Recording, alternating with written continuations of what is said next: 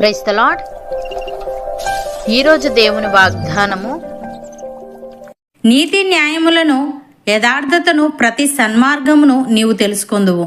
సామెతల గ్రంథము 2వ అధ్యాయము 9వ వచనము. సహోదరి సహోదరులారా, ఈ వాక్యం దేవుని జ్ఞానాన్ని వెతకడం వల్ల కలిగే అత్యున్నతమైన వివేచన గురించి వివరిస్తుంది.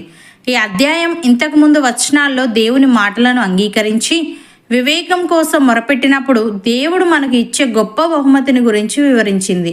మన జీవితంలో ఏ నిర్ణయం తీసుకోవాలన్నా, ఏది సరైనదో ఏది కాదో తెలియక సతమతమవుతున్నప్పుడు ఈ వాగ్దానం మనకు ఒక దిక్సూచిలా పనిచేస్తుంది.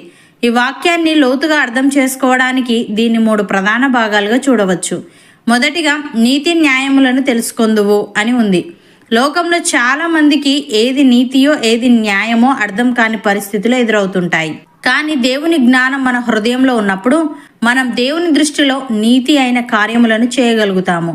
ఇతరులతో వ్యవహరించేటప్పుడు లేదా మన వృత్తిలో నిర్ణయాలు తీసుకునేటప్పుడు న్యాయంగా ఎలా ఉండాలో దేవుడే మనకు నేర్పిస్తాడు. ఉదాహరణకు, 2 స్త్రీలు ఒకే బిడ్డ కోసం వాదించుకుంటూ సొలొమోను దగ్గరికి వస్తారు. ఇద్దరు ఈ బిడ్డ నాదే అంటే నాదే అని వాదిస్తారు. అక్కడ సాక్షులు లేరు. సొలొమోను దేవుని జ్ఞానంతో బిడ్డను 2 ముక్కలుగా నరికి ఇద్దరికి ఇవ్వండి అని ఆజ్ఞాపిస్తాడు. అప్పుడు నిజమైన తల్లి మనసు కరిగి బిడ్డను చంపవద్దు, ఆమెకే ఇచ్చేయండి అని ఏడుస్తుంది. అది చూసి నిజమైన ప్రేమ ఎక్కడ ఉందో గుర్తించి సొలొమోను సరైన న్యాయం చేస్తాడు.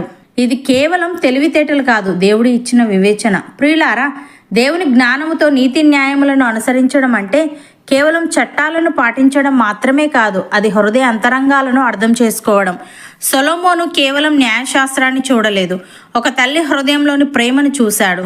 మన జీవితంలో కూడా క్లిష్టమైన సమస్యలు ఎదురైనప్పుడు పైకి కనిపించే విషయాల కంటే లోతైన సత్యాన్ని గ్రహించే శక్తిని దేవుడు మనకు ప్రసాదిస్తాడు. నీతి మరియు న్యాయము అనేవి 2 కళ్ళ వంటివి. మనం దేవుని వాక్యం అనే వెలుగులో నడిచినప్పుడు అంధకారంతో నిండిన ఈ లోకంలో కూడా మనం సరైన నిర్ణయాలు తీసుకోగలం. రెండవదిగా, యథార్థతను తెలుసుకొందువు అని ఉంది. యథార్థత అంటే లోపల ఒకటి బయట ఒకటి కాకుండా ఉండటం. దేవునితో సన్నిహితంగా ఉన్నప్పుడు మనం యథార్థంగా ఎలా జీవించాలో గ్రహిస్తాము. యథార్థవంతులకు దేవుడు తోడై ఉంటాడు అని వ్రాయబడి ఉంది. మన మాటల్లో ఆలోచనల్లో యథార్థత ఉన్నప్పుడు మనకు ఒక తెలియని ధైర్యం కలుగుతుంది. ఉదాహరణకు, యోసేపు ఐగుప్తులో పోతిఫరు ఇంట్లో బానిసగా ఉన్నాడు. అతని యజమాని భార్య అతడిని పాపము చేయమని బలవంతం చేస్తుంది. ఆ సమయంలో యజమాని ఇంట్లో లేడు. వేరే ఎవరూ చూసే అవకాశం కూడా లేదు. యోసేపు బయట మనుషులు చూస్తున్నారని కాదు, తన లోపల ఉన్న దేవుడు చూస్తున్నాడని నమ్మాడు. అందుకే అక్కడి నుండి పారిపోయాడు. యోసేపు అబద్ధపు నిందతో జైలుకు వెళ్ళవలసి వచ్చినా దేవుడు అతనికి తోడై ఉండి చివరికి ఐగుప్తుకు ప్రధానమంత్రిని చేశాడు. అలాగే సమూయేలు వృద్ధుడైనప్పుడు ఇజ్రాయేలీయులందరినీ పిలిచి తన పరిపాలన గురించి ఇలా అడుగుతాడు: నేను ఎవరి ఎద్దునైనా తీసుకున్నానా, ఎవరి గాడిదనైనా లాక్కున్నానా, ఎవరినైనా మోసం చేశానా, ఎవరి దగ్గరైనా లంచం తీసుకున్నానా అని. ప్రజలందరూ ఏకగ్రీవంగా నీవు మమ్మల్ని ఎప్పుడూ మోసం చేయలేదు, ఎవరి దగ్గర ఏమీ తీసుకోలేదు అని సాక్ష్యమిస్తారు. అధికారంలో ఉండి కూడా నిష్కలంకంగా ఉండడం నిజమైన యథార్థత. ప్రియులారా, యథార్థవంతుడు చీకటిలో ఎలా ఉంటాడో వెలుగులో కూడా అలాగే ఉంటాడు.